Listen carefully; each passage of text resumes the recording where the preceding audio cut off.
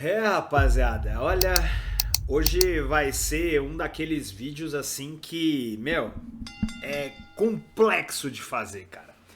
Nos últimos 2, 3 meses aí, eu não vou dizer que eu tenho passado pano pra WWE ou defendido, mas eu tenho tentado olhar com os olhos de business, né? Além de olhar também com os olhos de lutador pra algumas coisas, né? Eu dei o exemplo do caso do Jey Uso, pô, mais de quase 15 anos aí na empresa.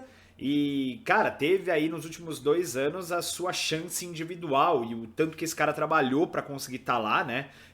Eu não lembro se foi uma postagem do Jimmy ou se foi uma postagem. Eu não lembro se foi do Demis. Eu não lembro exatamente de quem foi uma postagem, mas que quando ele ganhou o World Heavyweight Championship, tinha falado, né, do quanto estava feliz porque sabia o quanto ele tinha se dedicado àquilo, né? Até o momento dele chegar. A gente pode olhar aí para Jimmy e Jey Uso como dupla, que praticamente durante 4 anos não ganharam nada, serviram como jobber, serviram como entertainment para qualquer outra dupla, mas só foi conseguir ganhar um título lá no início de 2014 e aí foram anos sem WrestleMania, e aí remodelação de personagem e tudo mais, até a gente conseguir chegar na dupla, né, que nós vimos fazer grandes rivalidades com o New Day, por exemplo. Nós vimos todo o reposicionamento dele com a Bloodline, o início ali de algo meio que individual quando ele vai lutar contra o Roman. Então, tudo isso a gente viu crescer, mas cara, o que rolou ontem no Monday Night Raw foi uma situação que eu ainda não consigo entender. Eu não consigo entender. Primeiro que vamos começar que ontem saiu a notícia de que sim, foi o Triple H que assumiu a situação de não renovar determinados contratos. Então, Carlito e R-Truth estão na conta do Carlito, R-Truth e a Valhalla saiu recentemente, também saiu ontem de manhã, que a Valhalla, a Sarah Logan, também foi mandada embora, né? Também não renova o contrato dela. E foi o Triple H que definiu não renovar o contrato dessa galera. Então, assim, muitos estavam, inclusive eu, pelas notícias que a gente tinha, estavam especulando de que o Triple H não tinha nada a ver com essa situação e que isso era a ordem direta da TKO. E não, foi o Triple H que definiu. Então, provavelmente a TKO deve ter chegado, talvez assim, também não é uma questão de passar pano de novo, mas talvez os executivos tenham chegado e falado assim, ó, a gente precisa cortar gasto aqui, preciso cortar alguns lutadores e tá na sua mão, Triple H, define aí quem você quer cortar. Só que eu acho bizarro cortar lutadores que estavam aparecendo semanalmente, lutadores que estavam aparecendo direto na WWE, na programação da WWE, né? Enquanto, por exemplo, vou dar só um exemplo aqui. Você pega o Omos, que saiu da WWE pro Japão, né? Ainda em contrato com o Japão, lutou, se não me falha a memória, na Noah, ganhou um título de duplas lá e saiu lá, largou o título vago. Isso antes da WrestleMania e até agora, praticamente 3 meses depois da WrestleMania, né? 2 meses e meio depois da WrestleMania, na verdade 2 meses praticamente da WrestleMania aí, nós não temos a possibilidade de ter o Omos aparecendo. Então, por que você mantém o contrato com um cara desse que você não usa? E você tira o contrato de pessoas que estão aparecendo semanalmente na sua programação. É isso que não faz muito sentido. A Valhalla, beleza, né? A Sarah Logan faz um bom tempo que também não aparecia, mesmo com a ascensão que os War Raiders tiveram aí nos últimos meses. Mas ainda assim, tem nomes que não faz muito sentido, né? Eu não vou nem entrar em méritos aqui de outros nomes, como muita gente vai deixar nos comentários aí, os caras estão mantendo Otis e Akira Tozawa, mas a gente precisa também de nomes para ser jobber, não dá para todo mundo ser World Champion, a gente sabe disso. A gente precisa de nomes que vão estar ali para perder para todo mundo, né? O Otis e o Akira Tozawa perderam pro Rusev, e precisa de nomes para isso. Mas muito do que tem se especulado é de que esses caras mais das antigas estão tendo os seus contratos podados pelo Triple H. Pra quê? Pra novas contratações e ascensão de novos lutadores que estão vindo no NXT. Então esse é o primeiro, o grande ponto. E depois tem a questão do corte de gastos. Porque, vou dar um exemplo ali, o Carlito tava faturando ali 1 milhão ano de contrato garantido, né? Então, pra quem não sabe, a WWE ela paga como se fosse um fixo e o restante entra em royalties, em venda de merchandise e por aí vai. Então, basicamente, ele tinha 1 milhão garantido anual, o que teoricamente, para um lutador que só estava aparecendo no backstage, Malemar atuava como manager, talvez fosse muito. E aí eu até entenderia. Mas ainda a gente precisa olhar com outros olhos. O R-Truth, por exemplo, cara, tava lutando no Saturday Night Main Event contra o John Cena e agora tá sendo mandado embora, sabe? Aí é meio bizarro. E aí, as decisões que começam a afetar diretamente o que o público tá assistindo. E assim, ó, eu demorei para conseguir falar assim, olha, realmente eu acho que essa decisão não foi a melhor. Acho que talvez essa decisão não me agradou muito, porque eu sempre tentava olhar para todos os lados possíveis. Mas o Triple H ver o que rolou com o Karrion Kross nos últimos meses e simplesmente ele não ter nem a... Não tô falando do Karrion Kross ir pro Money in the Bank e ganhar. Eu tô falando ele não participou nem do Qualifying. O Kross teve literalmente 30 segundos de tela ontem. Eu acho que nem isso, acho que foram 27 ou... Eu não lembro se foram 27 ou 37 segundos de tela, basicamente, numa promo com o Sami Zayn. E foi uma promo muito boa, e foi o melhor momento do Raw, quase, tá ligado? Foi realmente muito bom ver o Kross atuando daquela forma. Eu até achei que essa semana nós teríamos Kross versus Sami Zayn, mas... eu acho que essa luta ainda vai rolar. O Kross meio que tá entrando na mente do Sami Zayn do tipo, você não é um cara bom, você é um cara mau, eu sei tudo que você pode fazer com as pessoas. E aí o Sami Zayn fala, não, você tá errado. E o Kross fala, eu posso estar errado, mas eu também posso estar certo. E aí fica naquele embate e assim, eu não tô conseguindo entender o que diabos o Triple H tá querendo fazer, né? A gente sabe que tem muitos nomes que já foram queridos do Triple H, de certa forma, e que nesse momento são deixados de lado. Finn Balor é um nome dele, é um nome desses.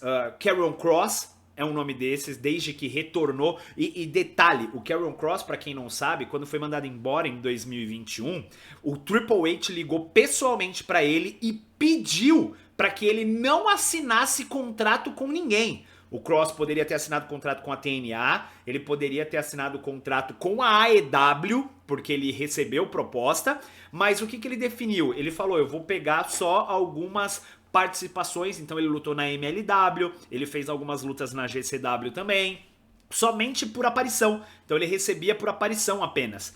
E o Triple H ligou pessoalmente pra ele falando, não assina contrato com ninguém que eu vou trazer você de volta. E de fato trouxe no ano seguinte. E não só o Kross, o Triple H contratou muitos dos lutadores que foram demitidos em 2020 e 2021 durante a pandemia. Trouxe diversos lutadores, a gente viu isso. Mas desde que o Kross voltou, ele simplesmente foi colocado pra escanteio. Criaram um grupo pra ele, onde ele seria o líder, que não levou a absolutamente nada. Todo mundo demitido de novo. Cara, é bizarro ver esse tipo de coisa acontecendo.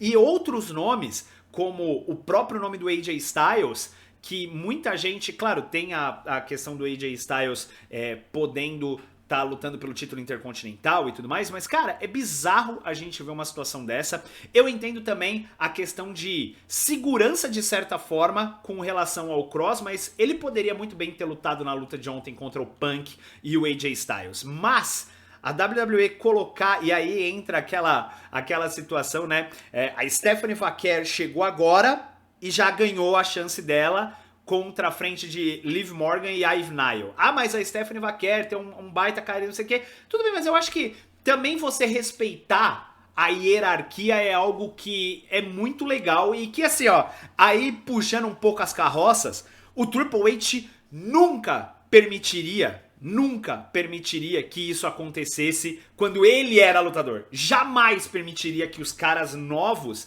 chegando agora, passassem à frente dele. A gente viu isso de diversas formas. A gente viu o Triple H simplesmente se recusando a perder para o Booker T na WrestleMania 19. Era o momento ideal do Booker T ganhar o World Heavyweight Championship. E simplesmente o Triple H não queria, né? Com relação ao Randy Orton, a gente viu o Randy Orton ganhando o título do Chris Benoit e já perdendo pro Triple H. Ele só realmente foi perder o título pro Batista porque era o Vince McMahon acima dele falando, cara, Batista e John Cena são os próximos nomes a serem elevados. E acabou, sabe? Então, a gente vê o Triple H agindo de uma forma muito hipócrita nesse momento. Muito hipócrita. Porque ele jamais permitiria. Ah, mas o Triple H estava errado naquela época e tá tentando consertar. Eu entendo esse ponto, mas eu também entendo a questão da linha hierárquica. Eu acho que assim, já que não queria dar a oportunidade para Liv Morgan porque vai envolver ela em numa outra história, por que não a Ivy Nile ganhar o Money in the Bank Qualifying? Por que a Stephanie Vaquer, que acabou de sair do NXT, já chegar e ganhar essa oportunidade? E assim, ó, nesse momento, eu tô preferindo ver a Rhea Ripley ganhar o Money in the Bank do que ver a Stephanie Vaquer ou a Julia ou a Roxanne Perez, que acabaram de chegar do NXT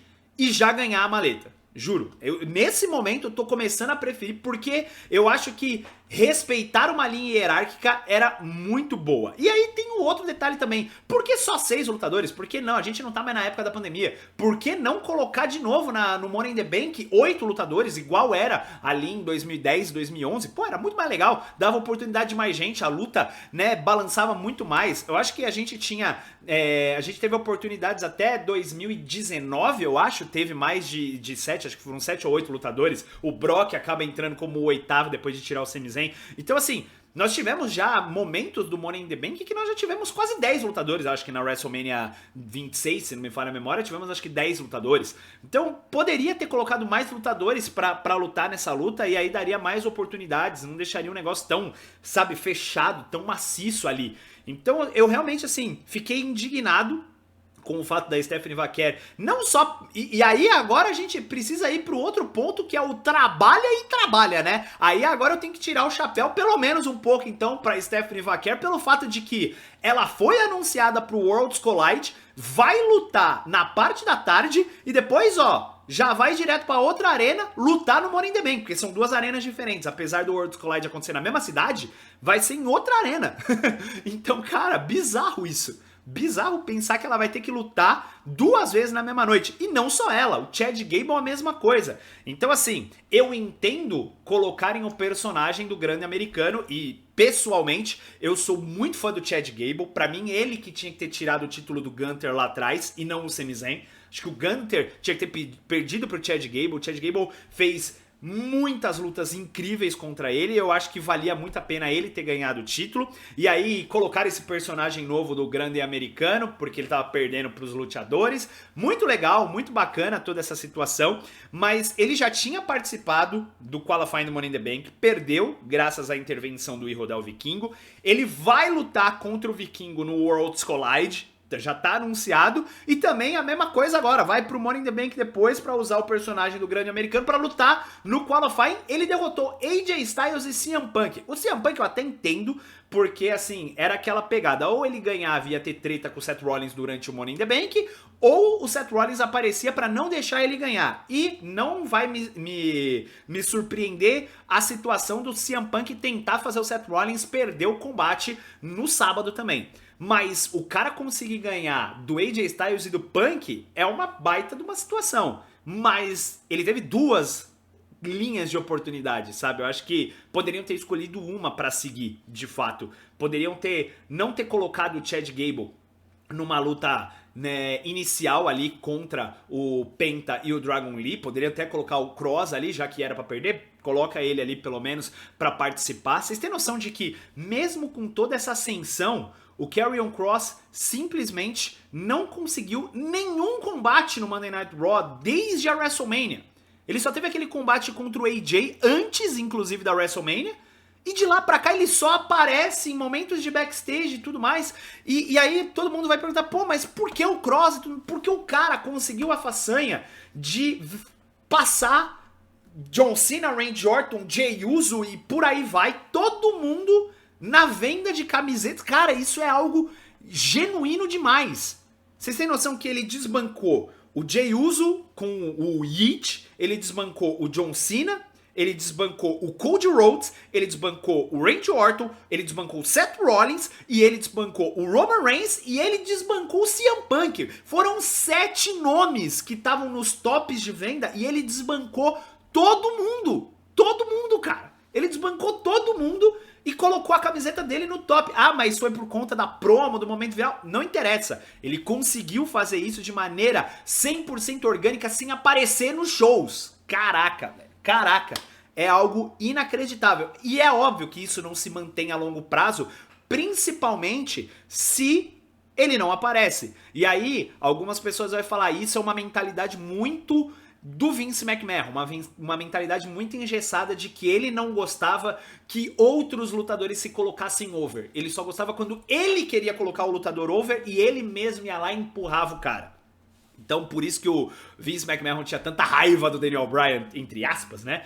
Porque o Daniel Bryan conseguiu isso de maneira 100% orgânica. Mas o Daniel Bryan aparecia, o Daniel Bryan lutava, o Daniel Bryan tava lá. Não é o caso do Cross. O Cross conseguiu isso com uma promo, sabe, num podcast. Então foi um negócio incrível de ver. Mas, nesse momento, a gente olha pro Triple H e uma das coisas que eu sempre defendi foi, pra mim tá muito cedo ainda querer comparar o que o Triple H fazia com o que o Vince McMahon fazia, porque a gente tá comparando basicamente ali entre 2, 3 anos de trabalho com mais de 30 anos do Vince McMahon. É muito complexo, teve muita coisa ruim aqui. O último momento do Vince McMahon como dono de criação ali dentro da WWE, ele colocou Ronda Rousey e Brock Lesnar pra ganhar o Royal Rumble. Então, assim, a gente viu coisas muito ruins do Vince McMahon, principalmente nos últimos anos, mas eu acho que dá pra comparar o Triple H com o próprio Triple H, das coisas boas e ruins que ele fez, né? E algumas decisões realmente, eu não sei até onde o Triple H tá realmente conseguindo ter controle criativo, o quanto a TKO tá envolvida diretamente no controle criativo,